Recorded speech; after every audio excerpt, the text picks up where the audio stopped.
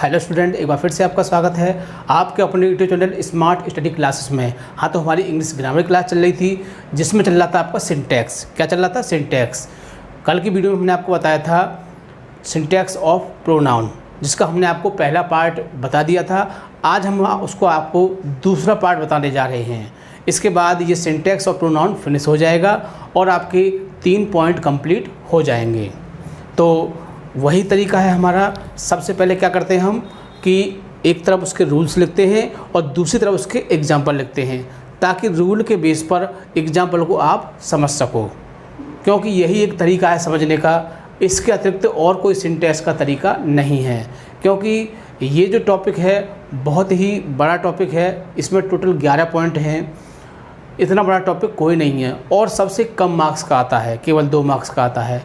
तो इसके लिए बहुत ज़्यादा पढ़ना पड़ता है, लेकिन ये इंटरमीडिएट का बहुत ही महत्वपूर्ण पार्ट है। ये जो सिंटैक्स है आपका बहुत ही महत्वपूर्ण पार्ट है, क्योंकि जितने भी कॉम्पिटिशन होते हैं सब में सिंटैक्स ही आता है। इसलिए आपको इसे बहुत अच्छी तरह से समझना है। तो चलते हैं सिंटैक्स ऑफ प्रोनाउन।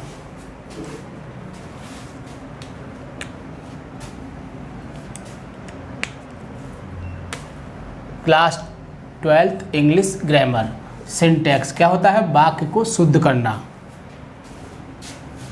पार्ट दूसरा। पहला पार्ट हम पिछली वीडियो में प्रोवाइड कर चुके हैं, ये दूसरा पार्ट है। इसके बाद सिंटैक्स ऑफ प्रोनाउन कंप्लीट हो जाएगा।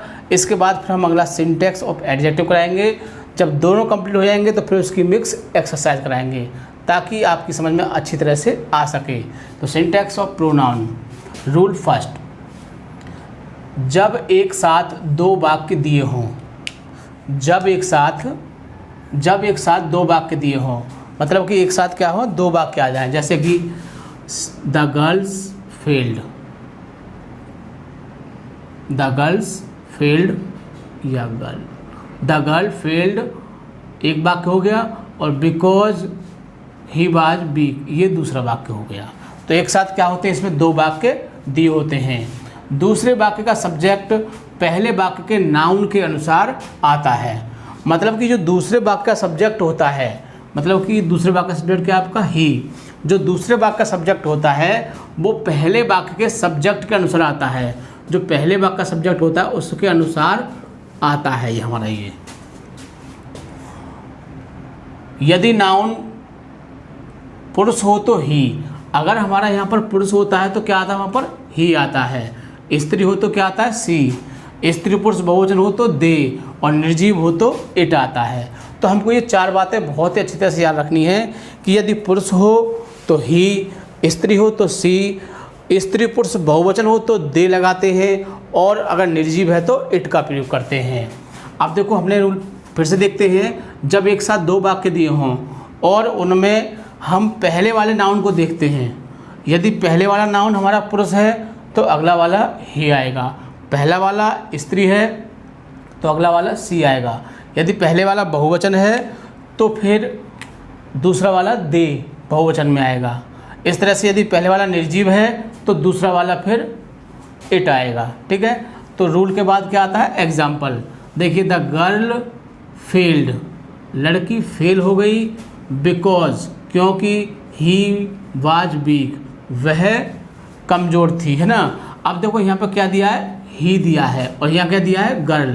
तो हमने आपको बताया था कि जब कोई स्त्री हो तो किसका प्रयोग करते हैं? सी का। तो ही की जगह क्या आ जाएगा आपका? सी आ जाएगा। बात समझ में आई नहीं आई? कुछ भी नहीं है, आपको यही देखना है कि यहाँ पर अगर हमारा कोई लड़की है तो सी, अगर पुरुष होता तो ही, वो इसमें इसी हिसाब से आपको मिस्टेक्स देगा। अगर यहाँ पुरुष देता तो यहाँ पर वो सी दे सकता था। तो इस तरह की मिस्टेक देगा आपको, और आपको ये करेक्ट करनी है। पहला वाला रूल क्लियर। दूसरा बहुत ही इम्पोर्टेंट रूल है, अक्सर इसका एक एग्जाम्पल आ जाता है। वन के साथ अपने की अंग्रेजी वंस आता है। मतलब कि वन जब आ जाए किसी वाक्य के शुरू में तो उसके साथ अपने की अंग्रेजी क्या आता है? वंस आता है, ना कि his, her, my, your, their, our. इनमें से कोई भी वर्ड नहीं आता है। क्या आता है? वन के साथ अंग्रेजी वंस आती है। तो एग्जाम्पल देखते हैं, देखो, one must do his duty, तो क्या दिया हुआ है यहाँ पर, हिज दिया हुआ है। क्या दिया है, हिज।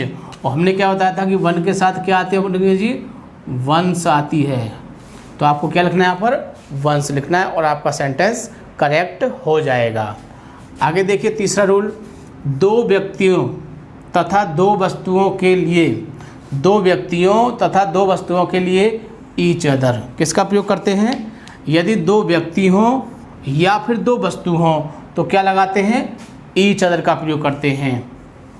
तथा ज़्यादा व्यक्तियों और ज़्यादा वस्तुओं के लिए वन एनोदर का प्रयोग करते हैं। तो आपको अपने माइंड में फिल रखना है कि यदि दो व्यक्ति या दो वस्तु हों तो ईच अदर का प्रयोग करते हैं और इससे ज़्यादा होंगे तो वन एनोदर का प्रयोग करते हैं। अब इस चीज़ को हम एग्जाम्पल से देखते हैं। देखिए, राम एंड मोहन, राम और मोहन लव वन एनोदर। अब देखो, राम एंड मोहन कितने हैं, दो हैं, तो दो के लिए क्या आता है, ईच अदर, और यहाँ क्या दिया हुआ है, वन एनोदर, तो क्या आएगा यहाँ पर आपका ईच अदर। Date clear. यही छोटी छोटी मिस्टेक्स होती हैं और सेंटेंस ऐसा मालूम पड़ता है पता नहीं इसमें क्या गलती है। यदि आपको रूल अच्छी तरह से याद होगा तो आप सेंटेंस को बहुत ही आसानी से करेक्ट कर सकते हैं। आगे देखिए फोर्थ पर, व्यक्तियों के लिए हु, हुम, हुज। अगर कोई व्यक्ति हो तो किसका प्रयोग करोगे आप, हु, हुम, हुज। आपने पढ़े होंगे रिलेटिव प्रोनाउन और रिलेटिव एडवर्ब, हमने आपको पढ़ाया था ये जब आपको कंपाउंड सेंटेंस और कॉम्प्लेक्स सेंटेंस समझाए थे हमने। तो जब कॉम्प्लेक्स समझाए थे तो बताया था कि व्यक्तियों के लिए क्या आता है, वस्तुओं के लिए क्या आता है, जानवरों के लिए क्या आता है, सब बताया था हमने आपको। तो व्यक्तियों के लिए हु, हुम, हुज तथा वस्तुओं के लिए विच का प्रयोग करते हैं। किसका प्रयोग करते हैं, विच का प्रयोग करते हैं। अब देखते हैं एग्जाम्पल से, who are your books, who are your books. अब देखिए बुक्स दिया हुआ है आपको, क्या दिया हुआ है, बुक्स दिया हुआ है, तो बुक्स हमारा क्या है, वस्तु है, व्यक्ति तो नहीं है, और यहाँ क्या दिया है, हु दिया है। तो जब वस्तु है तो क्या आएगा, which, which are your books, which are your books. तो इस तरह से ये करेक्ट हो गया। आगे देखिए पांचवा, जब कोई कॉलेक्टिव नाउन सब्जेक्ट के रूप में आए तो उसके साथ थर्ड पर्सन बहुवचन प्रोनाउन का प्रयोग किया जाता है। जब कोई कॉलेक्टिव यानी कि जूरी, ये हमारा कॉलेक्टिव प्रोनाउन, कॉलेक्टिव नाउन है, और कभी कभी क्या होता है कि ये सब्जेक्ट के रूप में आ जाता है। कॉलेक्टिव मतलब कि बहुत ज़्यादा को दिखाने वाला, जैसे क्लास है आपका, फैमिली है, कैटल, जूरी है ना, जूरी में पंचायत होती है, तो पंचायत में बहुत सारे लोग होते हैं। द जूरी वर डिवाइडेड, मतलब पंचायत को बांट दिया गया, इन माई ओपिनियन, मेरे विचार से। तो हमने क्या बताया था कि साथ, उसके साथ क्या होता है, थर्ड पर्सन बहुवचन प्रोनाउन का प्रयोग करते हैं। अब प्रोनाउन क्या है आपका, देखो इसमें प्रोनाउन है आपका माई, प्रोनाउन है, लेकिन ये कौन सा पर्सन है आपका, और इसमें हम किसका प्रयोग करते हैं, थर्ड पर्सन प्रोनाउन के बहुवचन का प्रयोग करते हैं। किसका प्रयोग करते हैं, बहुवचन। तो बहुवचन में देखेंगे तो क्या आएगा, देयर, क्या आ जाएगा, देयर। तो माई की जगह क्या आ जाएगा, देयर आ जाएगा। ठीक, तो इस तरह से आप इसको, इस टाइप के जो वाक्य आएंगे उनको इस तरह से करेक्ट कर सकते हो। आगे देखिए, जब वाक्य के बीच में अदर वर्ड दिया हो तथा उसका प्रयोग शुरू में, अदर वर्ड दिया हो तो उसका प्रयोग शुरू में करते हैं तथा उसके बाद कॉमा लगाते हैं। देखो अदर वर्ड क्या होते हैं, अदर वर्ड या तो वाक्य के अंत में आना चाहिए या फिर शुरू में आना चाहिए। लेकिन जब एक साथ दो वाक्य आ जाते हैं, जब दो वाक्य दिए हों तो अदर वर्ड का प्रयोग हमेशा पहले वाले वाक्य के शुरू में ही किया जाता है। अब बात आती है कि अदर वर्ड होता क्या है, जैसे कि yesterday, today, tomorrow, that day, ये सब वर्ड हमारे अदर वर्ड में आते हैं। और यदि एक साथ दो वाक्य दिए हों तो इसका प्रयोग हम शुरू में करते हैं। ठीक है, तो इसको एग्जाम्पल से देखते हैं। I meet an old man, मैं एक बूढ़े व्यक्ति से मिला यस्टरडे। तो ये हमारा क्या है, अदर वर्ड है। Who had a long beard, जिसकी बहुत लंबी दाढ़ी थी। अब क्या करेंगे, हमने बताया था कि इसका प्रयोग कहाँ करते हैं, वाक्य के शुरू में। तो कहाँ पर आएगा ये आपका, यहाँ आ जाएगा आई से पहले। तो क्या लिख दोगे इसको आप, यस्टरडे और फिर कॉमा लगा के आई मीट एन ओल्ड, बाकी पूरा सेम रहेगा। बात समझ में आई नहीं आई, कि अगर ऐसे दो वाक्यों के बीच में दिया हो आपका यस्टरडे, तो उसका प्रयोग शुरू में करते हैं, उसके बाद कॉमा लगाते हैं। ये बात मैंने यहाँ पर भी इंडिकेट किया है आपको। आगे देखो एक एग्जाम्पल और लिखा हुआ है, इसका कोई रूल नहीं लिखा, लेकिन आपको ये बात ध्यान रखनी है। देयर वर नन, इसमें आपको एक शब्द दिखाई दे रहा है नन। देखो नन शब्द अगर वाक्य में आ जाए तो इसके साथ भाव के अनुसार सिंगुलर या प्लूरल वर्ब का प्रयोग करते हैं। हो सकता है कि यहाँ पर हम बाज भी लगा सकते हैं, वर भी लगा सकते हैं। अब इसको भाव के अनुसार, भाव ऐसा होता है कि भाव हमारा कुछ भी हो सकता है।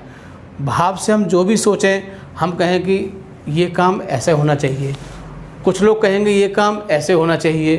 तो जिसके हिसाब से जैसा सही हो उसी हिसाब से हम इसमें सिंगुलर प्लूरल का प्रयोग करते हैं। तो इसके लिए एक ही बात याद रखनी है आपको कि नन वाक्य में दिया हो और उससे पहले हम एचवी को देखते हैं। यदि बहुवचन की हो तो उसे आप एक वचन ही कर देना, और एक वचन की हो तो उसे आप बहुवचन भी कर देना, आपका सेंटेंस करेक्ट हो जाएगा। सेम कंडीशन, अगर ईच अदर दिया हो तो वन एंड अदर कर देना, और वन एंड अदर दिया हो तो ईच अदर कर देना, यदि आपको ना पता हो, क्योंकि मिस्टेक यही देगा। वो ईच अदर देगा तो आपको वन एंड अदर करना है, और वन एंड अदर करना दिया हो तो ईच अदर करना है। अगर आपको रूल याद नहीं है, अगर आपको पता है कि दो व्यक्तियों और दो वस्तुओं के लिए ईच अदर का प्रयोग किया जाता है और ज़्यादा के लिए वन अदर का, तो बात सही है। लेकिन अब आपको पता नहीं है, तो उस कंडीशन में क्या करोगे, आप उनको चेंज कर सकते हो। तो ये थे हमारे 6 रूल सिंटैक्स और प्रोनाउन। इस तरह से आपका सिंटैक्स और प्रोनाउन कंप्लीट हो चुका है। इसके बाद आएगा सिंटैक्स ऑफ एडजेक्टिव।